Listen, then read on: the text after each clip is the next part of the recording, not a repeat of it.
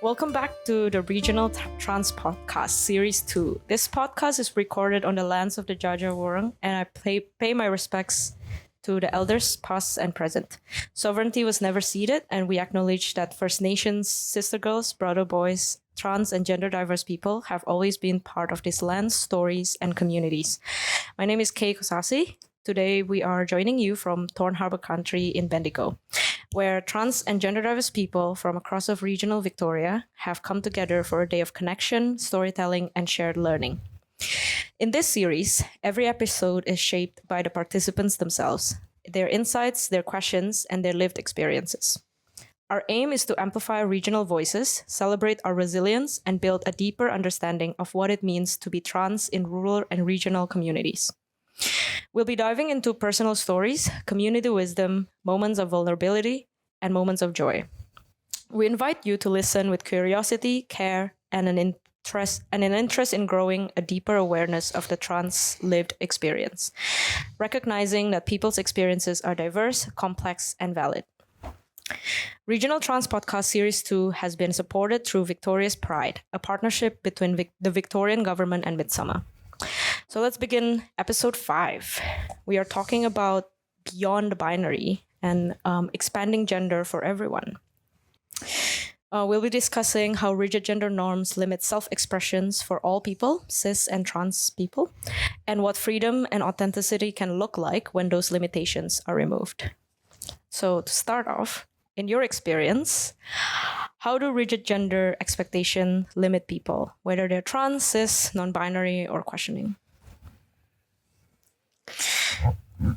I'll be very happy to start off. I think my trans experience, the rigid gender norms and physical being of a person limited my trans experience when I first started. Being in primary school, I had thoughts of be cool to be a boy. I think that'd be sick. I think that'd be something that I want to be. I like this idea. But then I thought about it for a bit longer and I went, but I don't like the body parts. I don't want that. And so right then and there, probably I think I was in grade 3 or 4, I went, well, I guess I'm not a boy because I don't want those body parts. I don't align with every single aspect of both the physical and also all of the gender identities and aspect of being a boy. And so that then had me shut down my trans experience quite early until further awakening and realizing of the breaking of the binary and breaking gender norms. And that's kind of the starting point, I guess I'll make of my own experience. Yeah. Beautiful. Thanks, EJ. That's a great starting point. I certainly can relate to that because, in my early years, I was looking at all the things that were happening around me and the things that society was telling me I had to do or how I had to look as a young boy that the world saw me as back then, and thinking, that doesn't really fit with me. And I actually remember they tried so hard to get me into football. And I know women play football now, which is great. But back then they didn't. And that is beside the point because they were trying to get me to play football to be with the boys. That was the point of it. And I just ran away from the ball. They made me go and play, and I was just like, I don't want these guys running at me. I'm just going to be wherever the ball isn't. So, it was very uncomfortable. I think I relate strongly with what you mentioned because it's this I don't really feel like I belong in this specific gender, but I also don't really belong in that gender, and so it's just this rigid thing where you're supposed to pick a box and then none of this feels right. So I think being non-binary for me has been such a liberating experience. It's thank God, like I can pick and choose. I can customize what gender and what identity means to me and what non-binary looks like. So I think without those rigid rules, we can actually have a lot more fun. Yes, absolutely. So I'm going to come at this from a parent point of view as well. So my husband and I are strange because, as my child will tell you, we present like lesbian people. And the most surprisingly straight people, apparently. And my friend, who is a dedicated lesbian, assures me that we give off very pansexual vibes, very please join my polycule vibes, apparently. Which I'm like, it's cool, I will roll with that. I love that. I don't know what it means. Very good. Anyway, my now 12-year-old, when they were 6 or 7, came home and said, I don't feel like I'm a girl. And we said, all right, are you a boy? And they were like, hell no. I'm like, okay, you know what? We can use gender neutral pronouns. Would you like that? And they said, yes, please. Also, can I not wear this dress to school? And we went, if the school doesn't mind you wearing trousers, we will go get you trouser sets. And they have worn trouser sets ever since. And they are very happy, non-binary, have a shaved side of their head, hairstyle thing. And just so happy doing that. And they are educating their friends who've never heard the words non-binary, let alone lesbian. It's very funny. And it's really nice because I think if you had that old school kind of, no, you have to be the one or the other, you would have squashed this child's creativity immensely, as I'm sure a lot of now adults have experienced. So, yay for us, best parents in the world. But also like, yay. It's such beautiful freedom for them. That's great. Well done. I feel like one of my major points were like that I think back to and I think about like the binary and like the staying in the things was choosing what to put as my like gender on my birth certificate. Because luckily we don't have to just stick with male or female. We can actually choose anything we want as long as it's not offensive or like letter numbers. So I went, well, I don't feel right putting male because I don't feel 100% male. Obviously, don't want to do female. So I actually ended up with just mask because it's like masculine. And I was like, yep, that works.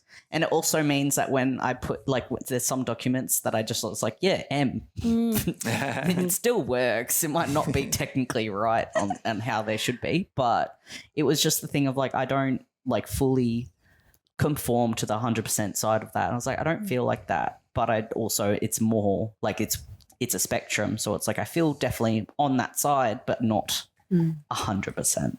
So that was definitely one of the things that was just definitely like set it in stone of being like, yeah, no, I'm not fully the way. I'm just like that in between.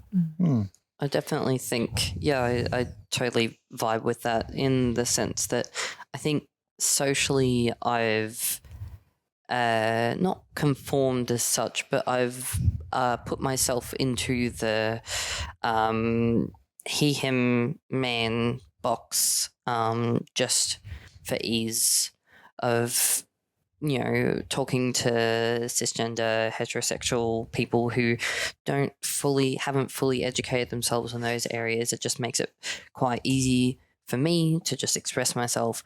But I find my actual expression and the way I live my life is still very much off the binary and still very much swaying, and I'm still constantly questioning as well.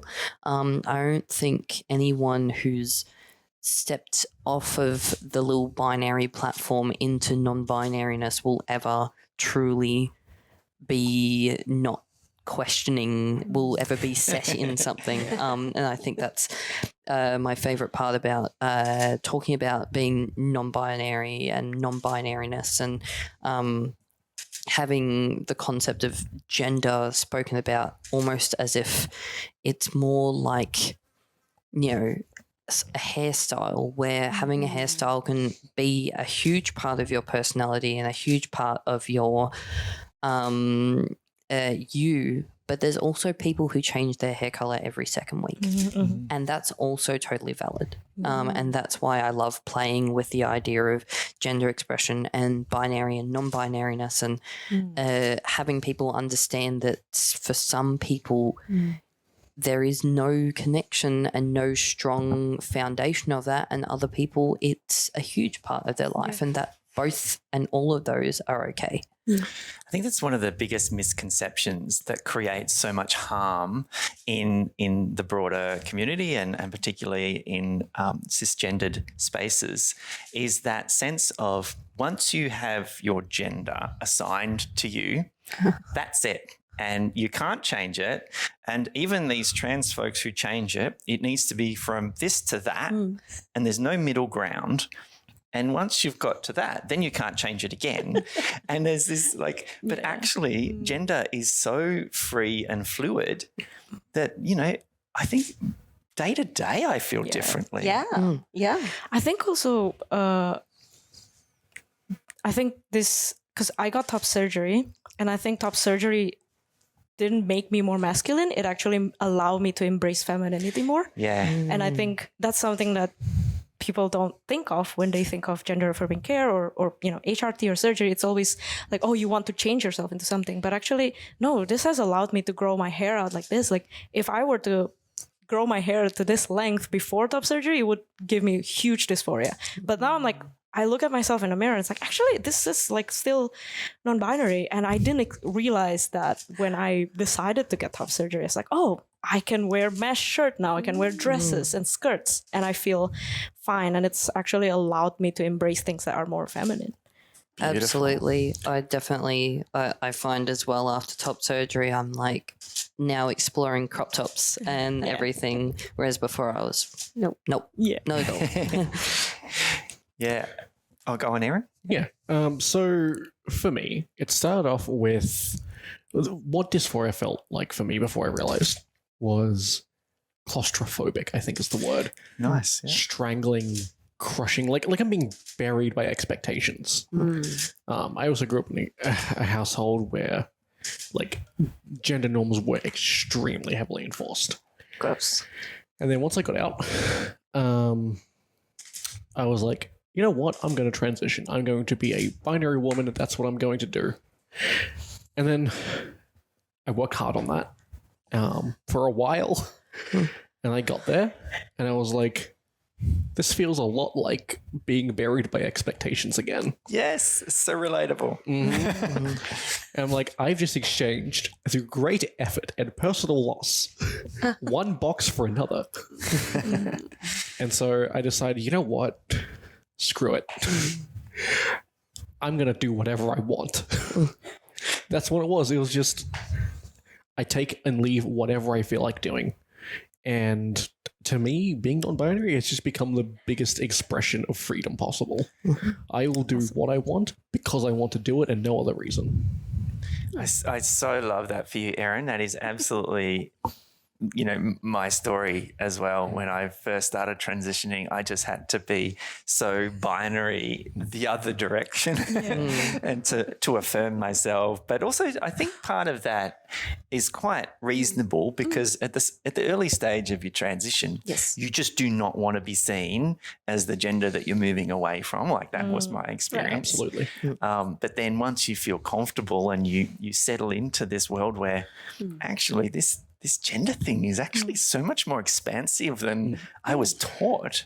Like after you spend so much time crossing that expanse and you're like, Yeah, that's right. I kind of like some of the mid vibes I had going along the way, actually. Yeah. What was that I passed back there? Yeah, exactly. Let's go back a little. I want to investigate that a little more. We'll keep that bit. Yeah, And exactly. I think as well, it's something to point out that I really enjoy, like the fact that there's that middle ground.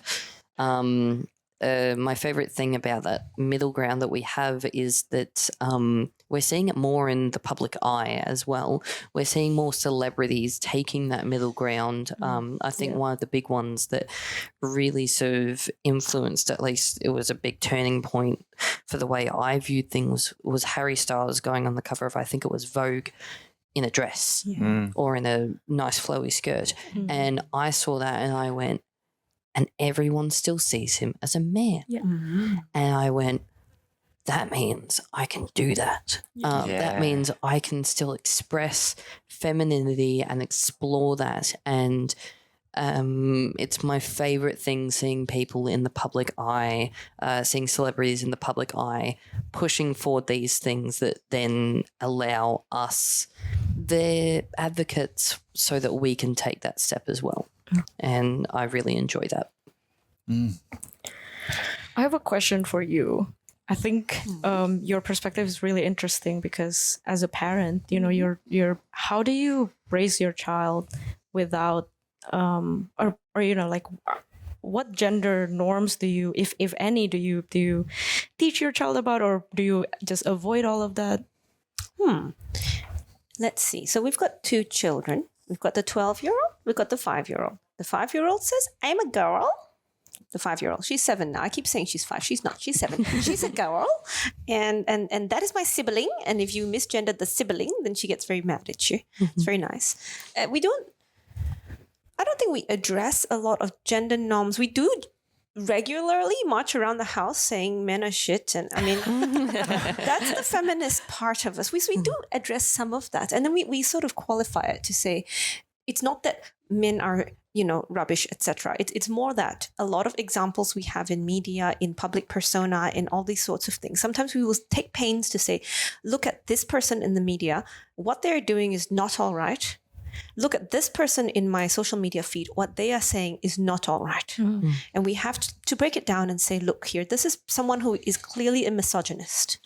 And we don't let people get away with that, or at least, you know, we understand that this is not how we treat people. So we do have, I guess more that's a behavioral thing, but it comes down to gender norms, because a lot of people of a certain generations, their gender norm is unfortunately very sexist, very racist, very misogynist. And so we kind of have to approach it in that manner of that you shouldn't human like that. And we do our best to be much kinder to people, no matter what gender we actually want to ascribe to, because that doesn't connect. I love that. And I love that it calls out the behavior rather than the gender, because it really isn't about gender, although we're, you know, as you said, culture and our gender norms portray a particular behavior in particular genders and elevate those behaviors unhealthily. But when we call out those behaviors and we go, this is unhealthy, this is hurting all of us, men, women, non-binary folk, all humans are being impacted by these behaviors, then we can start to make healthy change. That's it. Yeah. So I just want to like kind of put on the like open the floor to like, what sort of things do we think are like toxic in different gender expectations? Because I know both have elements of toxicity that's bad for mental health and society as at large as well. I definitely think, I mean, we all know about toxic masculinity, and it's unfortunately quite a big one in the trans masc community, that because, as we've mentioned, when you transition to another gender, you often go very far from one end to the complete other end. And unfortunately, the complete other end, when going into masculinity, then starts to turn into that toxic masculinity, because you want to reject everything feminine and you don't want to be soft, you want to be angry, you don't want to wear colorful clothes, you don't want to seem scared of anything, and that toxic masculinity drives you to try and shut down a lot of your caring, loving, and softer side. And yes, so I think the part that I find quite toxic about masculinity, at least, is the concept of just not having care and not having love and feelings. And yeah, it's quite relevant when it comes to being transmasc and navigating that while still aligning with the gender that you see yourself as. It's a great question. Thanks for raising that, Erin. I would add to that too, and along the same lines that it is the extremism of femininity and masculinity. If you're sitting in that end and you're not allowing yourself or others to exist in anything more than this extreme end of gender, then you're restricting yourself from being authentic and seeing more humanity within yourself and everyone around you. Yeah. So, Were you after more like as Oh, in I was going- behaviors specifically, or I was is just that- going to add to how that, do, like, how do you feel about that? in a very similar way, when I transitioned to, at the time, a binary woman, I found that I hated a lot of the gendered expectations there that I found extremely toxic with femininity. Like, you're meant to minimize yourself all the time. You're meant to be small all the time. Don't you dare take up space. Don't you dare be angry. Don't experience, like, the same way that men are told. Don't experience, caring, loving emotions. Women are told don't experience angry, violent emotions. Yeah. And you know what? I'm angry all the time. I think that's a big thing as well, and I see it a lot. My girlfriend is trans, and she is often battling the feminine expectations of being small, being non-muscular, wearing cute little crop tops and everything, but she's not white. And she doesn't align to that small, blonde, very skinny look. And I feel like it's very toxic, especially in Western culture, that we've prescribed that women have to look small, blonde and skinny, and it damages not only, white women who just don't fit into that, but also damages trans women who may not fit into that damages non-white women who don't fit into that, and then it damages more people outside of that as well. And I think that's a huge thing that a lot of people don't really talk about, is how we've prescribed a look to femininity. This is true, right?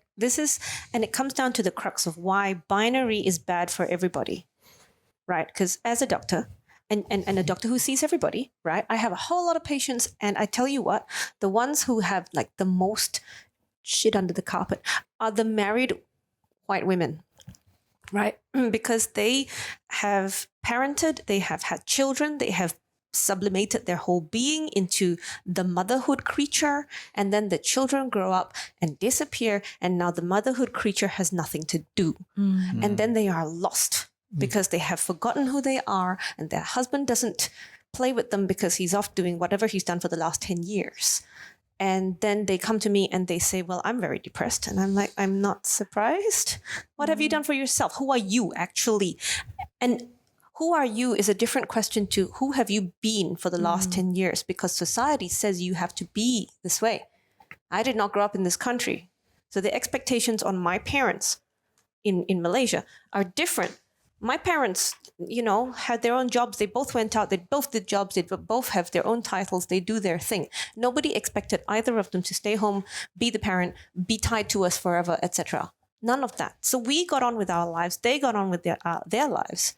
It's very different here for a lot of people who are intrinsically tied to an idea of what society puts to them, whether it's shape, whether it's size, height, having of children or lack thereof. So the binary stuff is really harmful, and anybody who says otherwise probably hasn't thought it through. I think another thing is just in general, the society, like expectations / like what they class with like clothes, with like them being femme and them being like masculine. It's just like all that because the clothes don't have gender. It's just what society is deemed women wear dresses, men wear pants, but nothing stopping anyone from Children wear pink doing and what blue. else. Yeah, the pink and blue. Yeah. Yep. Yeah. I remember at one point in time that was reversed, wasn't it? Oh, yeah, yes, Yeah. that's right. Not long I'll ago. tell you why. Yes. Yeah.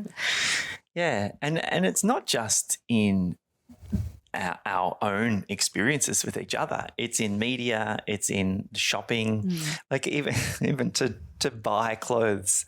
As a tall woman, clothes are designed for women to be a particular size. So shoes, pant length, sleeve length. There's all these restrictions around how do you actually fit into this model that the world has prescribed when humans are so much more diverse than that. Yeah. Now I'm going to say the podcast thing for our audio only listeners. I'm fat, very fat, and I cannot find clothes for me. I have to buy from specialty shops that are marked up 10, 15 times the price often. I can't go to Kmart and just buy clothes. I can't just walk into even specialty shops and buy clothes. I have to go online, order it online. It'll get here and it might be the size I asked for.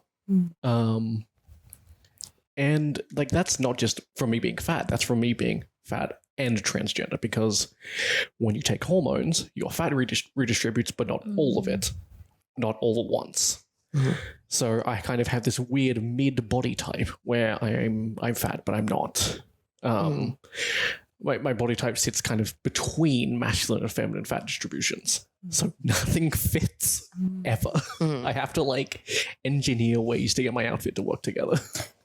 Yeah, I think like with the sizing and everything, like when it comes to like trans masc, is like their like body is just like straight. So I've got into the habit of just tucking my shirts in, because especially if they're like a button up, you'll get to about here and then you're like, oh, it's not going to go down more because it's just going to like flare out from like hips and like all that. So it's just like, don't just tuck it in. No one needs to see that. And I think that's the thing. It's the battle of the clothing, and we're trying to make clothing that fits us rather than buying clothing that already fits us, because of the societal expectations and consumerism and other things that have caused it to be everything is mass produced to fit the ideal and perfect body, and then if they change and shift any of that, it all of a sudden becomes a mess. And it's the same with shoes. It's the same with, I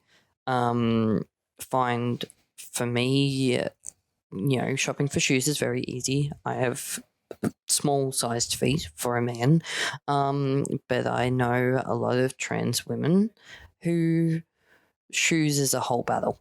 And I think shoes is like a massive thing that people don't even get when it comes to trying to find shoes that fit your gender expression, and all of a sudden you can't find anything that's remotely in your size.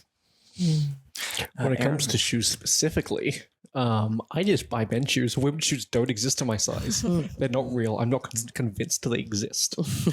Wouldn't it be just easier to not have women or men, just have sizes? That makes so much they're more mostly sense. represented by numbers anyway. Yeah. Right? So just have them be on the same number scale, and you have to do conversion charts. Yeah. And while we're at it, why don't we make it the same everywhere? But I think the thing with that is, though, and again, it comes back to these gendered expectations that women's shoes come in these different colours and styles and things like that, because that's what women want. And a lot of women do want those. But the sizes, I think the issue is more than just a binary issue. It is binary and this particular shape and size. There is this norm for men and a norm for women that, if all men's clothes and all women's clothes came in all different shapes and sizes, we probably wouldn't have an issue, because you could just pick and choose whatever. Yep. And but again, it wouldn't even need to be labelled men and women, because it'd just be clothes. Yep.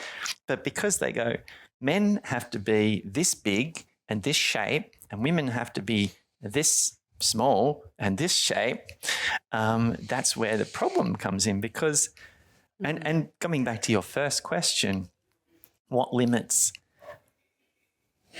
the broader population, not just trans people, because of these gender binaries, is exactly that they've already prescribed that men have to look and be this, and women have to look and be this, and there's no middle space. There's no diversity in in all people, according to manufacturers. I think the other thing as well, like with shoes in general. So I used to work at a bowling alley. In my opinion, I statistically think that people's feet are actually getting bigger because, like, a lot of the older people would have been like let's say like 5, 6s, but then like the people that were like a couple years older, they were like bigger. So usually I would have probably like, let's say 17-year-olds, and they would go like for size 14s. And it's like we had barely, like we didn't, like I think 15 was like the highest we had. And it was like just in general, like it seemed with all the generations, they were in general getting bigger as well. So it's not even just like the societal norms. They're not catching up with people having bigger shoe sizes in general. But the other thing as well, the quality when it comes to like, for some reason, when it comes to male and female clothes and things quality, the males very highly likely will last longer. And then the females are basically made to just for like maybe a month sometimes. Threads falling apart, all of that stuff. And not to mention, usually paying at least twice as much per item. Yes. Yep. Oh my god, have you seen, like, I think I saw even things that don't need to be gendered, right? Like pens or razors. These are just it's the same thing, but now it's pink and I have to pay twice. The pink tax. Yeah. Exactly. Yeah. Exactly. It's because women like shopping. Here are my air quotes because my husband shops much more than I do. But to highlight the silliness of that is that when I transitioned and updated my ID and informed my insurance companies, I got cheaper insurance because all of a sudden I was a better driver. Yes. Much safer and better, and all of a sudden now that I've transitioned and now I'm a man, I'm apparently doing all the wrong things on the road. You are so risky now. I'm so risky. I've gotten True crazy. for health insurance as well. I don't know. I believe it may be. I think it would because- depend on who you go with and like what branch you go for. Like I've only recently gone into a health insurance because I'm trying to get on for top surgery. Right. But they didn't ask. But there is one thing with health ones as well, is they ask for gender, but they don't. They only ask for two, like they're the male or female, and you're like, okay, well, there is a spot that's wrong with this one.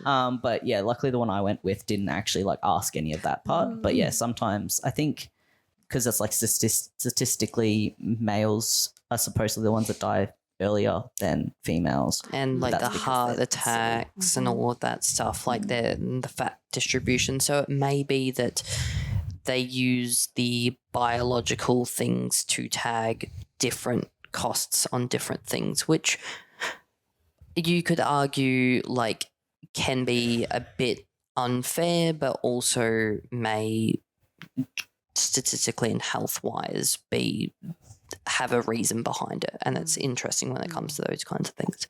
That's another topic. And again, I wonder if those life expectations come from the expectations around gender, what we're making men do compared to what we're Yes. making women do. Yes. Fun fact: men who get married live longer.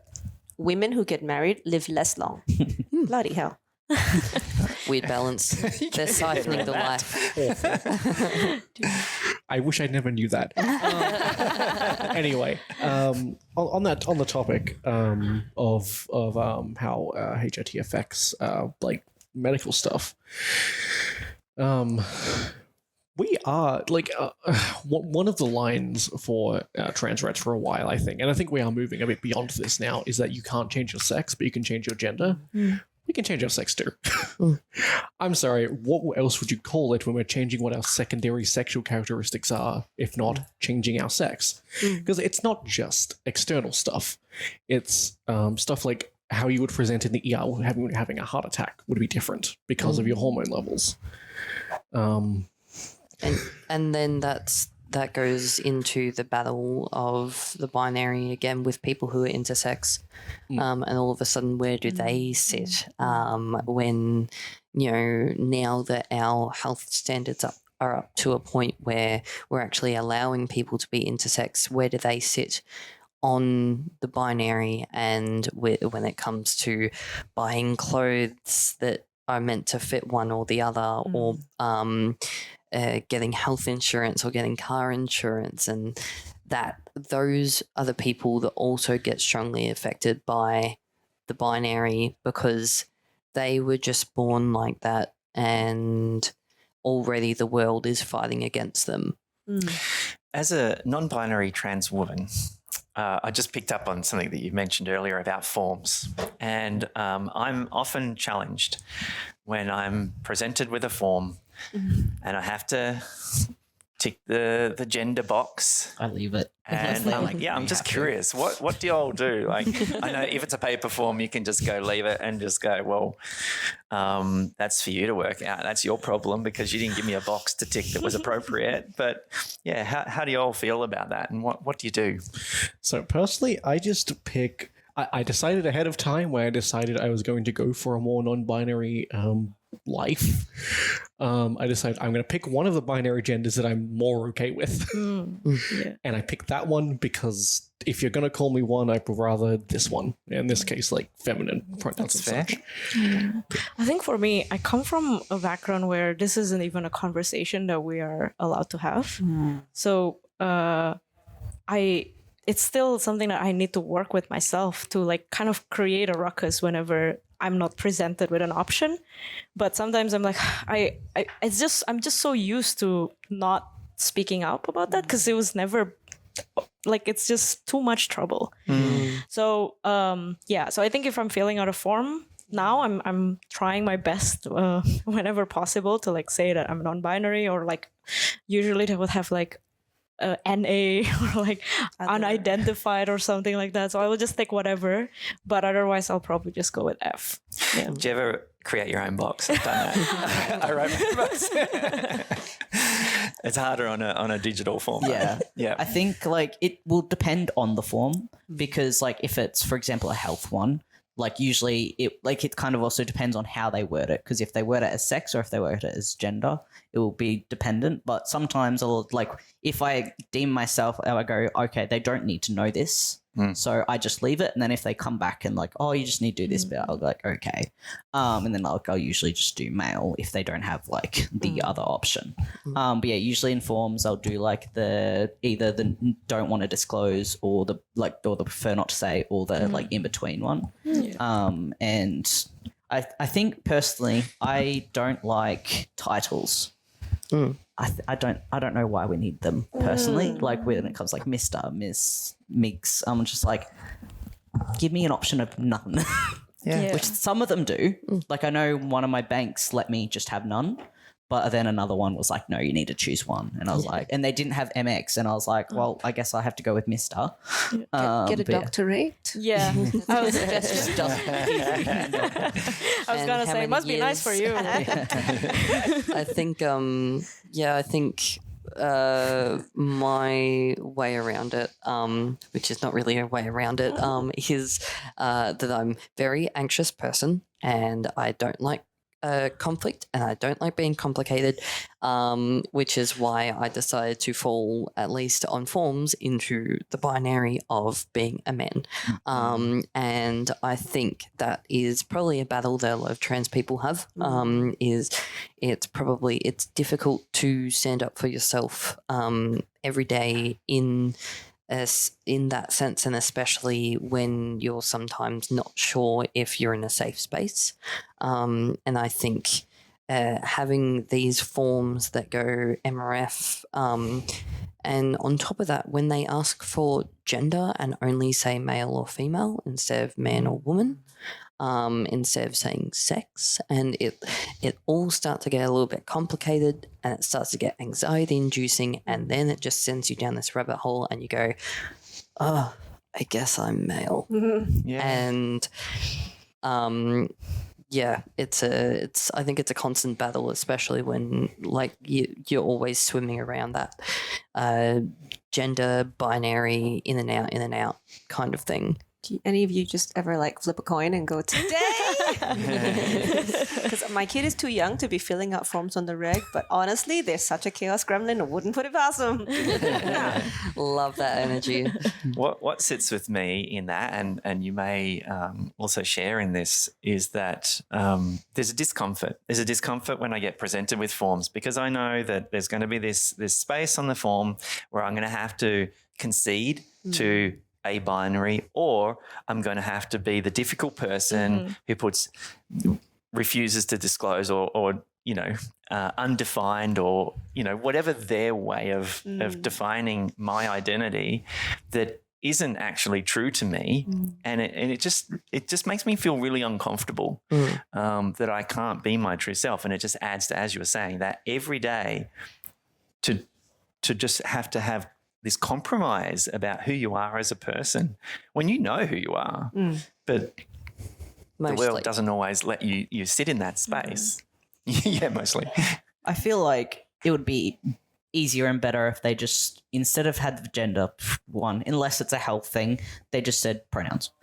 Perfect. They let you choose the pronouns, because think that's the part of the gender most forms or most things want to actually know, is what pronouns. And For I the think most- that's perfect for any social enterprise at all, ever, unless it's health. Yeah. Pronouns. Health is always a bit of Yeah, that's a juggling act. a different Well, one. it's but interesting. yeah. One of the arguments that is presented to me all the time regarding health forms is that on a health form, it's really important for us to know what your biology is. And I wonder if you can shed some light on that, because I feel like when I'm going in to have, I don't know, a knee reconstruction or something to do with my body, they would either A, know enough about me to know what my history is through that personal engagement with that professional that is going to be doing the surgery, or it's absolutely irrelevant what my biology is. I think there's a lot to this one, because medical research and statistics historically comes from studying white men, right? Anybody who's not a white man, especially like a sort of middle-aged white man here, if you're anybody outside of that, there aren't enough studies on you for almost anything, including joint replacements, for example. My orthopedic surgeon said to me, I wouldn't replace your hip right now, he said, because I don't know the best material to use for a person of your XYZ. Come back in 10 years, he said, I'll have more information then, because we'll have more studies. Wow. And so actually that's quite relevant in the sense of, I don't know why, but clearly there's a lot of stuff at play there. So you'd be surprised at how much that seems to matter, because there's a lot of, the misogyny and the sexism of the actual medical research. So it's more about research than it is about me. Much more, because the evidence says I can give someone who was born with this, that, the other, right? The evidence says if I give this person this medication or do this procedure, it's going to work maybe in this number of times. Whereas if it's this population that I haven't studied, I don't have the confidence to be able to say to you, this procedure is going to go well for you, it's going to give you good benefit, and you are not going to come back 5 years later with the same problem recurring. And you can take chance. So for the sound of that, actually, it still won't help because they don't have the research on trans experience Yes. and trans health. Correct. So even if I put M or F, it's not going to make a spot of difference to whether that's going to be accurate Yes. to the well-being of me. So I think this is where the historicalness of it comes in, is that we've been asking these questions almost by habit, right? And then you kind of, a lot of the times you don't need to ask it. You want to ask it because you kind of want to have an idea of how you should address a person, perhaps, which is, again, I think it's maybe about something. statistics. Yeah, it's about statistics. We don't really need to know data. certain things, but we Yeah. do sometimes have the data. Like the surgical things are a very easy thing to quote, because they do have statistics on how many procedures they've done on people of X, Y, Z, and then they can categorize, right? Surgeons are very like that. And most of the rest of medicine is maybe a bit less. The endocrinologists are the best. They're just like, everybody's different. Let's go. So, I think a lot of it is habit, and that's a terrible excuse. And we have to change that. But everything in medicine moves so slowly. Well, habit is a terrible excuse, and It is, and but it's true. If all the health professionals had the same understanding of what you just described there, then I guess all the systems and the people who are responsible for those systems would understand that it is really important not to have MF and undisclosed, but to have a much broader spectrum for us to truly identify what our experience is, so that then they do get accurate data and they get accurate information moving forward, so that in 10 years, when any of us needs some medical care, we can actually get appropriate medical care, rather than we put an F or an M. Sometimes it was F, sometimes it was M, sometimes it was P. Yes, sometimes it's whatever. It is I don't know difficult. what P is. And I think if you have so many data entry points as such, I think you have to look back systems wise to see who's organizing this. And if you're Yeah. basing it, like if you're relying on the CDC, like good luck. And these things take years to change. So in Yeah. the hope that things get better, I don't run the place. Well, no, I agree with that, but I think also there are systems that can be updated right now, which is each health service needs to recognise that our community, the community that they serve, is diverse and has all these people in it that are accessing their health service. And so to make sure that forms are appropriate and accurate for all the individuals that are accessing that service, then feeds into all the things that you're saying about accuracy and better healthcare. Because I think health services want to deliver good healthcare. Yes. They just One would need to hope so. update their systems to They do. emphasize that. Yeah, I was just gonna say before, like, I've seen a few forms, especially medical forms, ask for biological sex, and then it would just have male and female. Now, what they're actually asking for is sex assigned at birth. But biological sex is so many different things than just these two categories. Intersex people, as was brought up as well. Like, okay, so I have an estrogen dominant hormone system, which affects a bunch of stuff. I have male assigned genitalia, which affects a bunch of stuff. I've been on hormones for however many years, which affects a bunch of stuff. And yeah, it just feels so reductive, and it sounds like it's trying to be precise with that medical language, but ends up completely. Go ahead. One thing I would say that particular entry helps is if, and it doesn't mean you have the genitalia, it is a little bit of a shortcut. If you say assigned whatever at birth, then I can sort of go, do I need to do screening of this particular organ that you might have? And that not that other organ, which I suppose you don't have, although maybe you do have. But the likelihood is that you'll have this organ and not that organ. And so then we can say, oh, hang on, we have to remember to screen for this thing. Like that's what that's for. Because we would tick the same box, yet we would have different The assigned at birth box. Yes. risks Well, and anatomy and but it opens up the conversation perhaps if you say assigned sex and gender identity, and then they're different. And then you can say to people, well, we need to get a bit technical, do we need to do your PSA, or is it a CST that we need to be doing? Like, what is it that we need to be doing so we don't miss on preventable cancers and very basic things? but the M and the F. Oh, sorry, this is assigned sex at sex. birth. Alright, the Still doesn't specific actually define that phrase that was because taken- we've Yes. through transition we get into different. Yes, So you may have, but so it's more about a conversation with. yes, it opens up person. that as well. Yeah. And I mean, that's I said, it's a shortcut. You don't assume that just because someone has ticked M that they automatically have the bits that are usually considered the M bits. But it does lead you to say, hold on, does that mean I have to screen you for da da da da da? When normally if you're talking to someone who doesn't have those bits, we don't need to have that. And I conversation. guess that brings us back to like the how our experiences then affect cis people's experiences is it will then allow paving the way for better conversations with doctors. Doctors better understanding people and what they are and what their experiences are, because I think that prescriptive health and the prescriptive clothing, the prescriptive stereotypes and expectations all fall on cis people, but cis people have just learnt to deal with it. And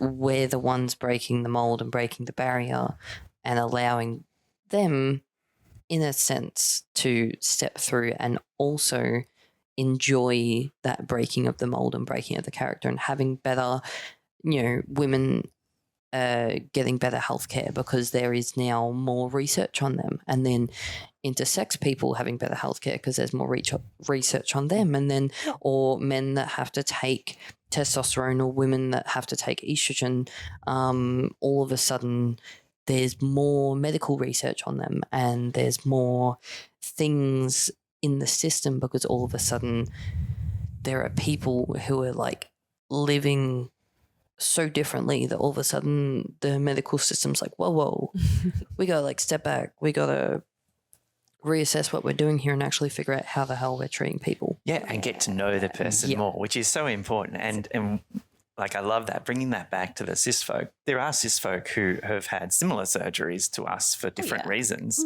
And similar hormones. If that's not, and if that's not raised, then the M or the F is going to provide false, sense of personalized care. And so, it really does come back to getting to know your GP, getting to know your surgeon, getting to know whoever health professional that you're dealing with, those spaces being safe enough for that person to be able to be open. And I think that's a benefit to all humans, not just us. Bottom line would just be like, it would help everyone if those forms allowed a bit more description from the patient. Yep. And I think, it's the curbside effect, where accessibility for one is accessibility for all. And I think if we can pave the way for gender accessibility as trans people, then it helps future generations and future people to not have to fight the fight that we have. And I like that. Well, it's like even just like with the paving the way is how much just in general as well the trans has helped, because I know there's quite a few people like even just here had to do like the W pathway and all, like having to sit in front of people and they decide if you're trans enough. But then there's also like, I don't know how many others, but like at least me, I just did the informed consent way because that was like I think it was like just new when I started. So it meant that I just had to go to my gender doctor, and then they lined me up with an endocrinologist, and then I didn't have to deal with any of the W path. And then like same with just like all the doctors have been pretty fine so far without any W path. It's just the top surgery that I have to deal with the W path so far. So yeah, there's definitely the healthcare side of things. It's a bit of a battle when it comes to getting certain things, and then obviously being born female, all of a sudden you're then battling doctors as well with the whole female aspect of healthcare, which will be, I guess, discussed in another area. So we're just coming to the end of this episode. Thank you all for contributing. But there is one last question I'd like to pose for you all. And that question is in regard to non-binary experiences, the standout joy or something that you can share that is really one of the highlights of having this non-binary experience in the world. Is there anything that stands out to you that is, a beautiful thing about it? Yeah, like being non-binary has just allowed me freedom. I'm not tied down by expectations of any kind of gender. I just do whatever I feel like. Beautiful. Yeah. I definitely think regional could do some work with this one, but at least in like cities and stuff, I like being able to like go out and wear what I want to wear, because they're a lot more like on the non-binary side. So obviously we're trying to do positive, but I am going to do a bit of a negative of like when it comes to like being regional, like in Chuka, when it comes to like my pronouns, I usually just stick to the he him. Whereas like in Melbourne, I can definitely like express more of the they them type side of things because I'm like, yep, it's fine. And I'm like far enough into transitioning as well now that I'm like, I'm comfortable enough to go out and wear whatever I kind of want to wear. And that's definitely the nice part about being on the non-binary side of things because, and like, obviously it takes a bit to like get your psyche up to be like, yes, I'm going to go out and wear exactly what I want to wear. Like I haven't gone out in a skirt yet. I have gone out in a kilt once for a concert. So that was nice. But yeah, I'm hoping to be able to get like easily more comfortable, and it is very highly getting up there. Nice. Good journey to be on. Yes. For me, it is definitely a deeper connection with myself. So knowing that I can be free to wear femme things, masculine things, and I'm comfortable with either, and I don't have to fit into one or the other extreme ends of what gender looks like. Yeah. Or even sounds like. Like I'm even okay with my voice. Yeah. Don't need to do voice training. I'm okay. This is it. This is me. Yeah, me too. Yes. Yeah. It's I think having a non-binary child and then kind of looking in oneself and saying, you know, what do I identify with? And seeing actually this journey from extremely anxious small child to less anxious small child, just with that step of recognizing and addressing them with pronouns that fit them better. It was a recognizable change. And I thought, wow, right? Because this kid doesn't know how to mask. With anxiety all the way out there, and you can really see the levels drop, which is so nice. And having, as I said, the most gay-looking couple you've ever seen, I think is how Brody put it. My husband has bright pink hair, right, and he has pink glasses, and he just likes pink. It's just a thing. And I have shaved sides and half a mohawk going on, and you know, I could not give a shit. And then it's eyeliner and lipstick and dresses. You know, I'm at work in very femme clothing and I've got the fiercest hair, and I like it because I don't think it has anything to do with what I can do, who I am, or how smart I am. It's just a separate thing, and it's nice. Beautiful. I think it's liberating. I think I dress better. And I'm not dressed based on what other people think I should dress. I'm dressing the way, and I think it goes back to a previous episode about safety. I think when I'm dressed in a way that I feel most comfortable, I can contribute better to conversations. I feel confident. I think it's a massive change in your life to feel like you belong in your body and to have confidence, because then you can you can contribute to your friends, you can actually be present, and it's so much better to hang out with somebody who's present than somebody who's partly having a nervous breakdown. So yeah.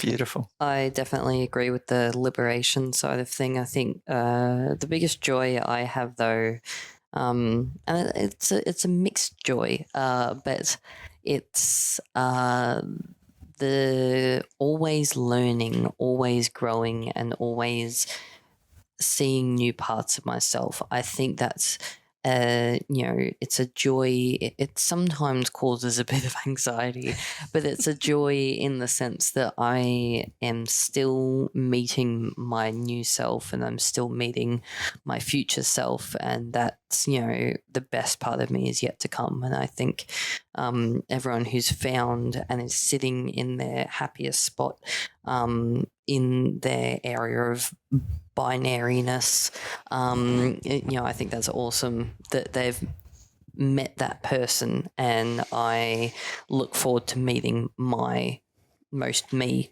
self. It's gorgeous. Well, thank you everybody for contributing to this conversation. Kay, you want to add some more? Sorry, and feel free to cut this if this is not the vibe, but I have a question that I think is kind of fun, and I like to ask this with a bunch of trans and cis people. It's like, how would you describe your gender if you're not using gendered words? So it could be objects, it could be weather, it could be music. So I can start first. And I love asking this to cis people specifically because it's so interesting to see that two cis women or cis men would have different things that they use to describe their gender. So I would say the way I describe my gender is like I imagine a small creek that's with really rushing like water. So it's just very tiny, but it's kind of a lot going on, and it's like just a lot of water everywhere. Yep, that's how I picture my gender. Amazing. Mine, the first thing that comes to mind for me is the ocean.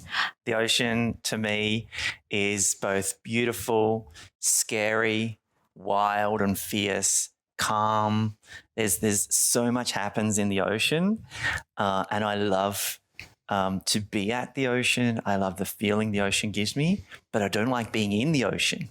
The ocean, being in the water, scares me. There's so much in there, and it also like sand. I don't like sand, but So the ocean, I feel, is like my gender. It's just so turbulent but beautiful, and always moving and always changing. Yeah, I think my gender expression or my gender identity in an object would be a strong house with a warm fireplace. Aww, I want to be, I want to have strong foundations. I want to be shelter, but I want to still be warm on the inside and still show that I'm a safe and warm and cozy place, even though I have that strong and, sometimes rough outside. Oh. I might go with Melbourne weather. Just a little bit of everything in the same day. I love that. I like that.